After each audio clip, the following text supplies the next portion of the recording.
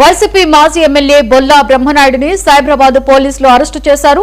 హైదరాబాద్ శివారు గండిపేటలో వేల కోట్ల విలువైన ప్రభుత్వ భూములు కాజేసేందుకు నకిలీ జీవోలు సృష్టించిన కేసులో అరెస్టు అయ్యారు. గత కొన్ని రోజులుగా పరారీలో ఉన్న ఆయన్ను తమిళనాడులోని కాంచీపురంలో అదుపులోకి తీసుకున్నారు పోలీసులు. గండిపేటలో 9 ఎకరాల 28 కుంటల సర్కారు భూమిని కొట్టేసేందుకు బ్రహ్మనాయుడు తెర వెనుక మంత్రాంగం నడిపించినట్లుగా దర్యాప్తులో తేలింది. రంగారెడ్డి జిల్లా గండిపేట గ్రామం సర్వే నెంబర్ 18లోని ప్రభుత్వ భూమికి సంబంధించి నకిలీ జీవోలు తయారీ, ఆ ప్రతులను సామాజిక మాధ్యమాలలో ప్రచారం చేయడం వెనుక ఆయన పాత్ర ఉన్నట్లుగా నిర్ధారించారు.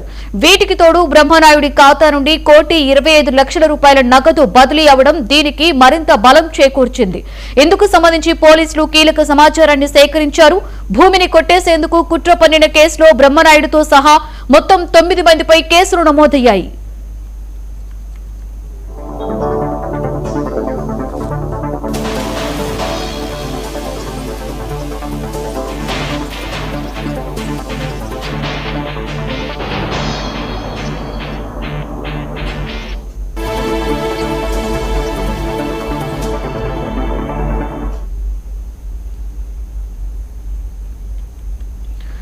ఇటీవల సైబరాబాద్ పోలీసులు ఏపీలోని నర్సరావుపేటలో బ్రహ్మనాయుడు నివాసంలో సోదాలకు వెళ్లగా అక్కడ ఆయన అందుబాటులో లేరు.